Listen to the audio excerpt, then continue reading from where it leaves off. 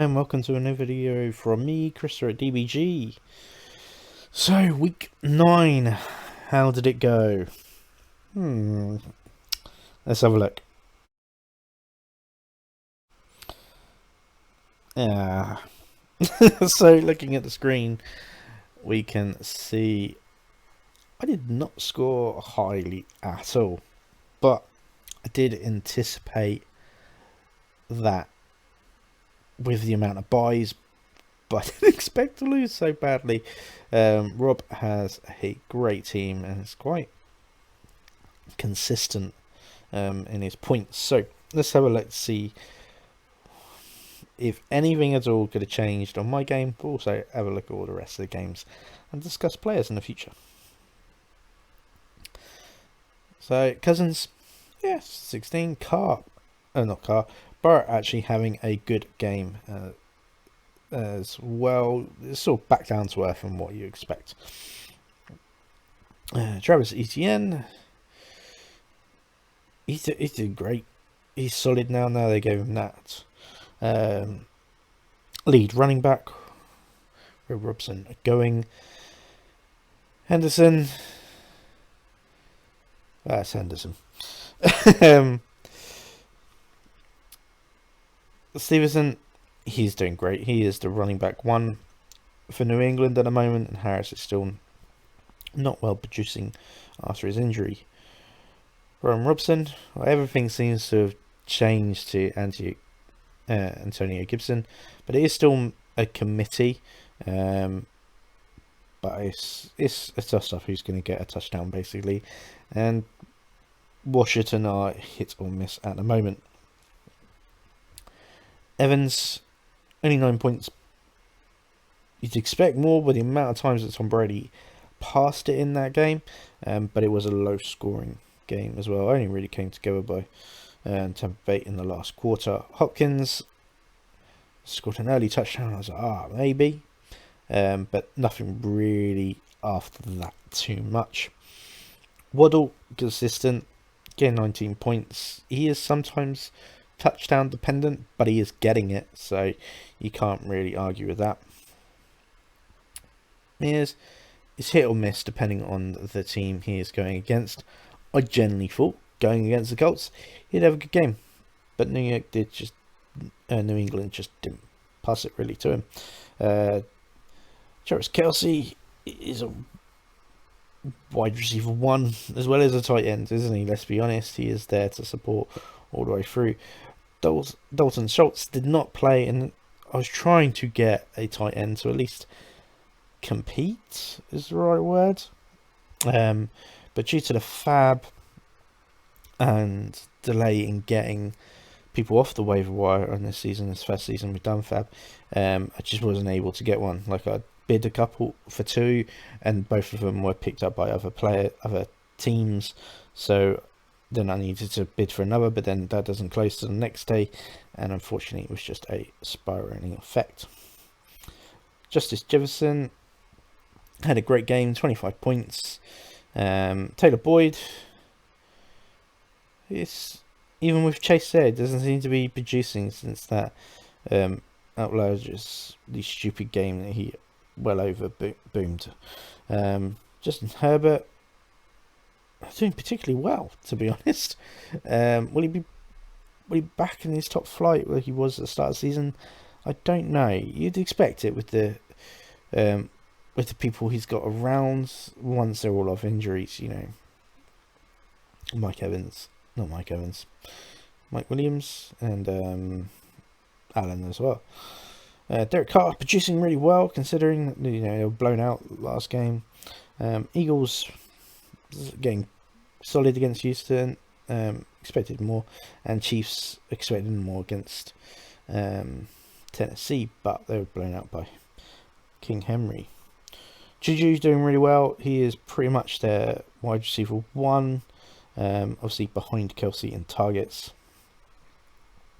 Jeff Wilson producing well considering week 1 back in. We'll see how it's going to go forward with him and Mustard. It's definitely run by committee, but I wouldn't know who's going to get that touchdown goal line. Jonathan Taylor. If you have Jonathan Taylor, like me, yeah, I don't know what we're doing, to be honest. He has an injury, but then he shouldn't have an injury. He should be back. In theory, he should be playing this week. He seems to be getting a full practice.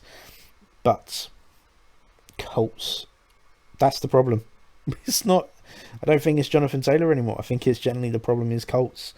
Unfortunately, everyone else on the bench pretty much producing where they should have been. Van Jefferson, I don't know. Expect something, but no targets. I know he's coming off an injury. Let's hope he does become that wide receiver 2 in that team. And Curtis Samuel was just getting the balls past him, and he's doing quite well in that aspect, but it is hit or miss sometimes. Could I have changed anything to the score? No, it was way out. But you can see my buys of what I had. Samuel on a buy, mainly injured at the moment, Chubb and 49ers. I didn't expect much going forward.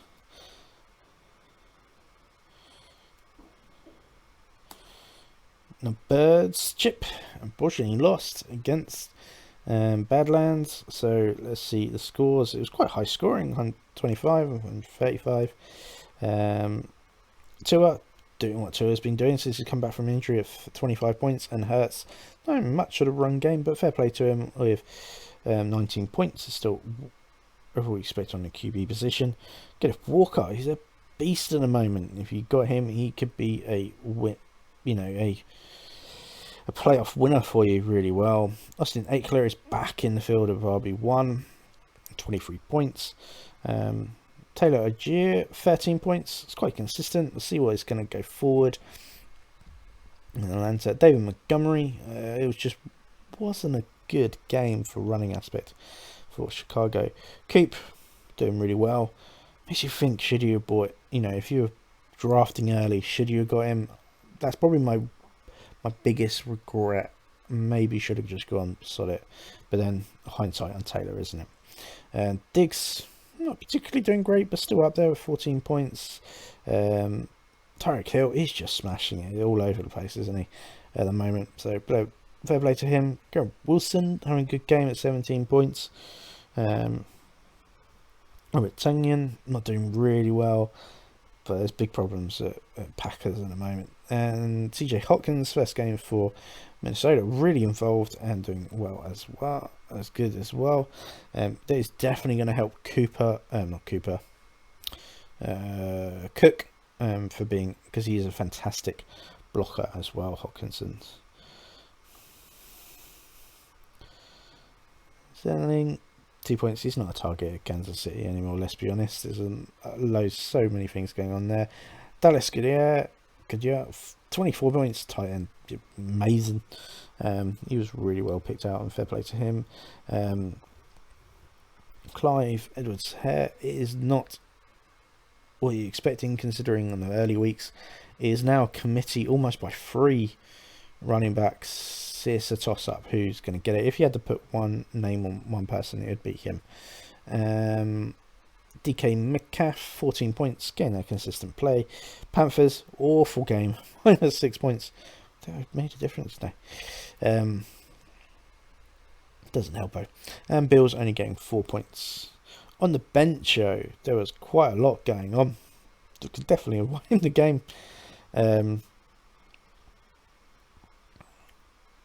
Ottoman at 17 points. He seems to be a bigger target. And the amount of times that Brady was throwing it, someone going to find his way, and that's 17 points there. Michael Hardman, he's doing really well. I think he is touchdown dependent, so it's high risk, high reward. But they're getting them two in there would have made a big difference, and would have won it. Yeah, I wouldn't have done Sandlin. I would have always taken the high risk, high reward over him. And on the bench over here, Woods just there, not Hunt. Pickett. Anything, James Robinson, he's getting played, but New York Jets now is a run by committee, so it's hard to pick who's going to get there. Next, Tampa and Hitman. 82 points, matching me, the only person who scored lower. We're both just right off this week. It's okay. And Hitman 129 points, so high scoring on his side. Murray doing what Murray does, but Justin Fields, whoa, he just went, I'm going to trust any of my running backs. I'm going to be the running back. And so much. 41 points, largely because of his running game. Is that going to be him coming forward, and is that going to damage David Montgomery or Herbert? 100%. Josh Jacobs getting back up. I think his early peaks in the mid couple of weeks were unrealistic of what you would expect. I think you expect this sort of mark. The problems that Raiders have, they could be up to 17 points and still manage to lose. That's the problem there. Alvin Kamara, maybe he was worrying about his core date because it was the 9th that he played. We'll see what's going to happen. Saints need something go. McKinnon, yeah, this is that freeway committee at Kansas City, 10 points. You don't know who to trust going forward. Derrick Henry does what King Henry does and runs and blitzes and smashes everyone who's going to be in front of him. He was carrying an ankle injury. The ankle injury was really just caused by carrying the whole of Tennessee's offense on his back. That's pretty much what he's doing.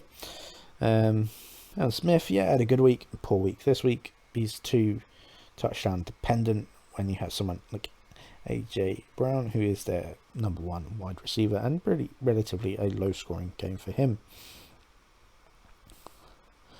Zay Jones is too up and down at Jacksonville to rely on their passing game for anyone who's not their wide receiver one, who's Christian Kirk. Delvin is Lamar. He's not really passing that much, and you'd expect with the injuries they got in their wide receivers at the moment, they would have been passed to more, but not really the case. Zach Ertz doing what Zach Ertz does. He's getting a big target in the touchdown and is always available. Pitt's doing what he always does and not doing very well and not getting the targets. It's a big upset there.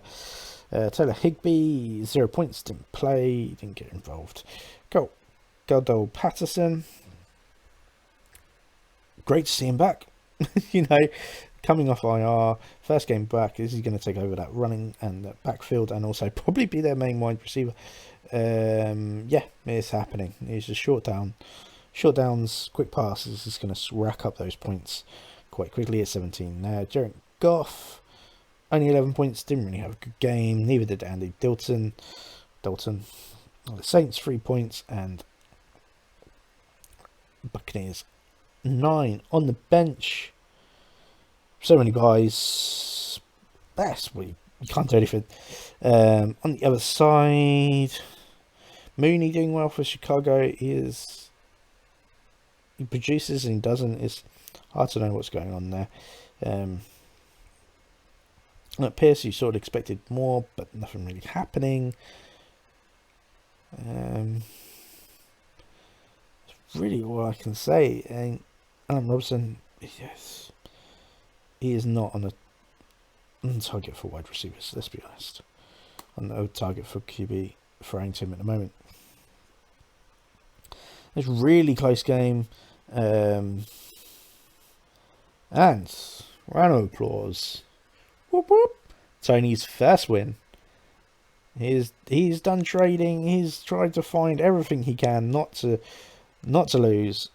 And you might ask, why doesn't he want to lose? Yeah, the pride is at stake. But we play. All these people live all around the world. America, stateside, Asia. The loser pays for a trophy to get delivered. And currently the trophy sits in England. So if you're coming last, you're supporting an English guy not to win, to win, so you don't have to pay pass postage. If you are last and you're paying the postage to fly over to America, it's going to cost a lot. It's quite a heavy trophy, to be honest. So that's the reason why he's trading like a beast to try and get at least a win, and it's worked this this week, even though low scoring. Patrick Mahomes, 33 points, and a great game. Geno Smith, 20 points. Can he keep this up? I think he can. Going forward, everyone's waiting for him to crash, but actually I think he's performing really well with the team around him and the pressure as well. Miles Sanders is doing really well, and I expect him going forward, being very consistent. Andre Swift is still coping with an injury and not quite back. So I don't really know what's going on with the Lions. There's a bit of trust issues, I think, and they're trying to ease him back in. So they're not expecting too much. Huntley, it's a run by committee over there, and with Patterson coming back, you wasn't expecting anything from him. Carter, again, run by committee, but still getting good points for that, with him and Robinson getting 15. DJ Moore crashing back down to earth. Panthers, even when they should be passing it, they're not, and they're not. There's no other weapons to draw attention anymore around there when their run game was really poor that game. And we'll see that here as well. Drake London, I think it's time to drop him. There's just inconsistencies going forward. Alan Lazard getting good consistencies and good plays considering the low scoring and the problems he have in Packers. Josh Palmer getting 18 points, solid production for him, especially as he's not the wide receiver one choice in the game. Elvin Ingram, only 1 point. You sort of expected more, but there just wasn't enough for him to do. Jalen Hurts, 8 points. It's alright as a tight end.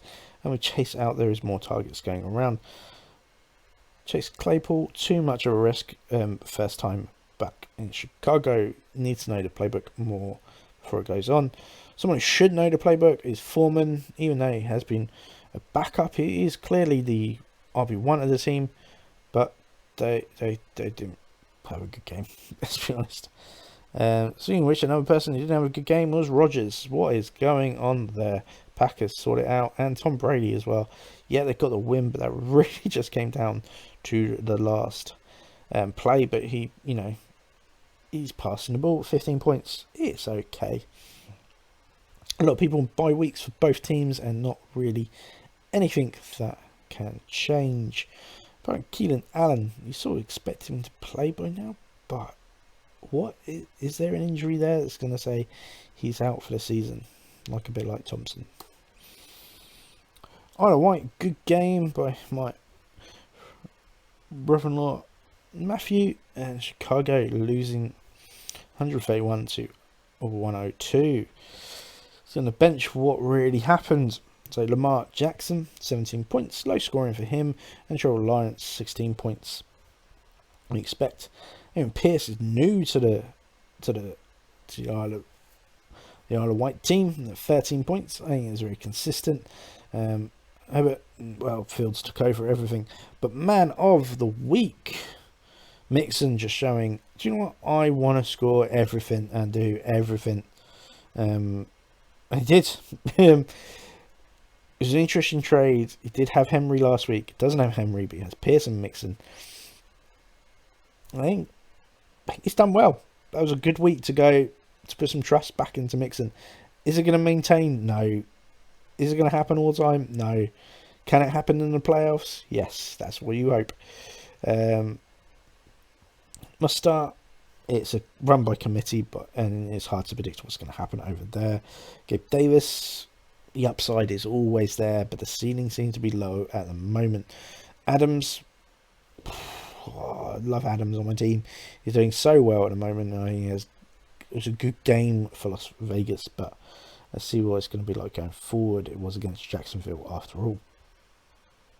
And then Thielen, only 9 points, not really consistency, but it's 9 points. Pittman, getting the targets, getting the volume. It's Coles. That's the problem. He is the wide receiver one, but nothing's really happening. Hill, he is boom or bust as a tight end. He is a quirky specialist tight end, whether or not he's running into the touchdown, passing in touchdown, or being a normal tight end. You don't know what you're expecting. And unfortunately, that's it. It's either boom or bust for him. One day more, 14 points, a little bit down back to earth, but still good from the previous week. Taylor Lockett, really good and good consistency, good touchdown.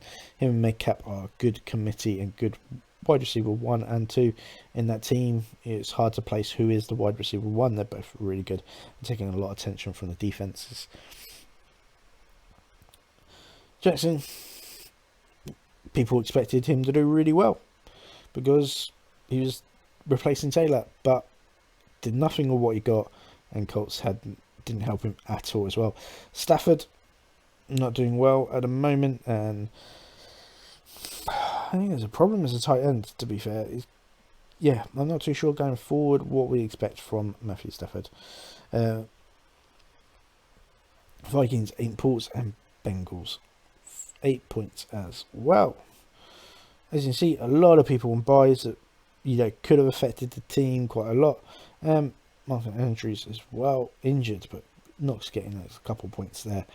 Obviously, the biggest effect was Kittle and Jones, which would have come in. Najee Harris, he's a bit of a disappointment, like Taylor this week.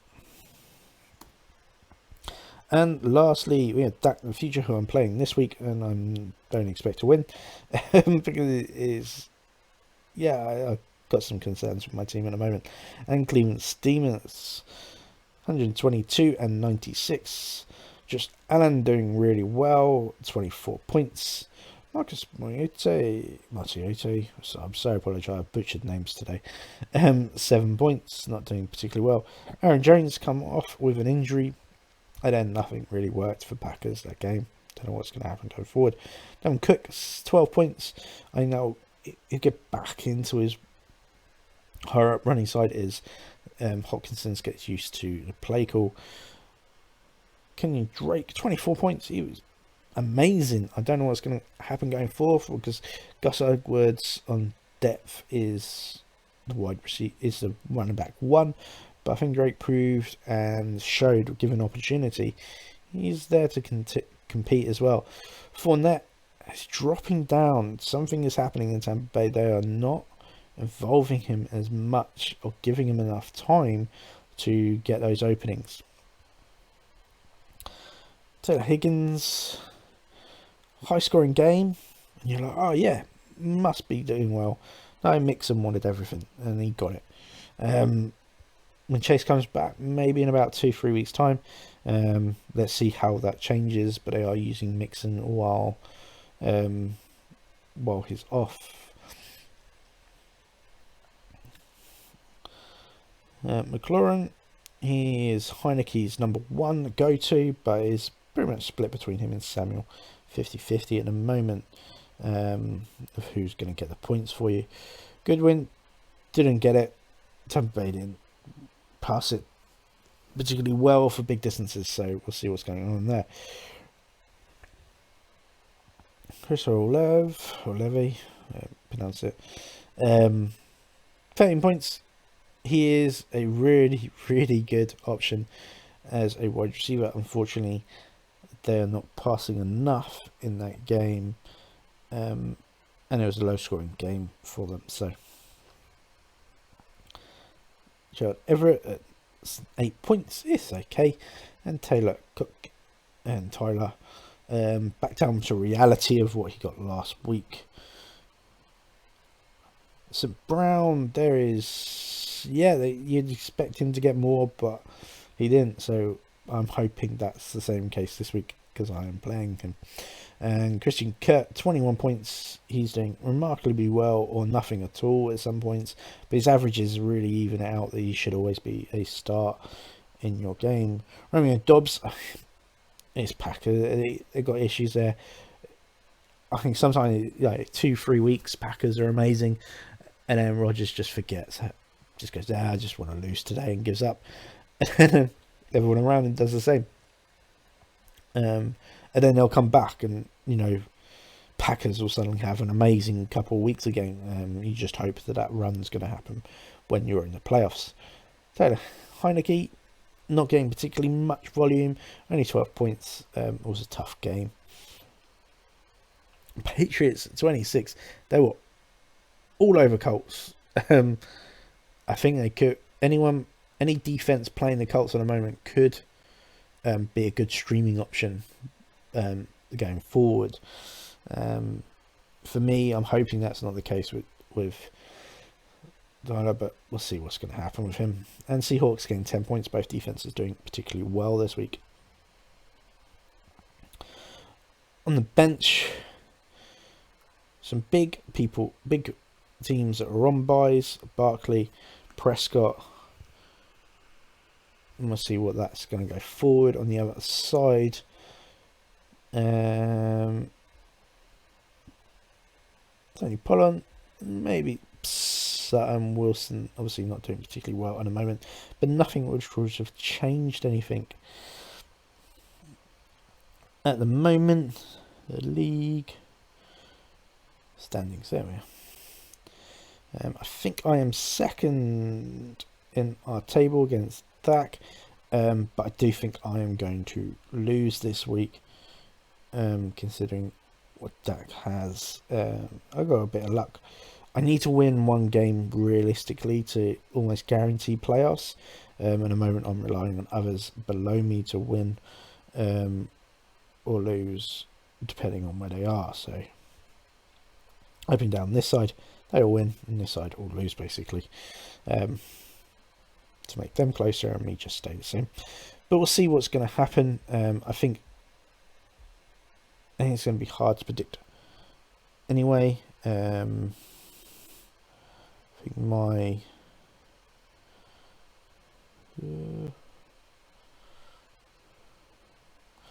team. There we go. I think we'll borrow off in a Superflex league. It's a real big thing not having a QB for a week, unless you've got solid backups, and I don't, because as you can see, my backup theory is Samuel. I think my team is good. It's got a safe floor, but hasn't got massive upside. I think that's the problem. I'm hoping for Alan Mitchell to come back and actually perform quite well, but CMC there performing as he is really just a safety in case CMC goes down, unfortunately, at the moment. So I'll keep him on my IR bench until I find something better. Gone for Beckham purely as a complete shot in the dark, hoping that the team picks him up. There's rumours that Cowboys could get him. Could Prescott use him? I think Prescott's a good quarterback to be able to use another wide receiver. They definitely need support for Lamb, but if he's there, he also drops Schultz's potential as well for targets. So is it or miss there? This week by the only thing really is maybe Tyler Boyd, because I am got Henderson in, and he's not someone I'd really rate this week. And that's everything. Hopefully, I can pull it off. We'll see what happens. First week of game in Germany, so we'll see what's going to happen. At the moment, predicted as 106 and 120 could completely change, but I don't know if there's enough for me to help. Allen again is playing with an injury. Maybe that might change. Aaron Jones playing with an injury. He's been told he should be able to play this week, but he is playing against Dallas, who are one of the number one running defenses in the league at the moment, and they have the most sacks, so that can stop the play for getting out quickly.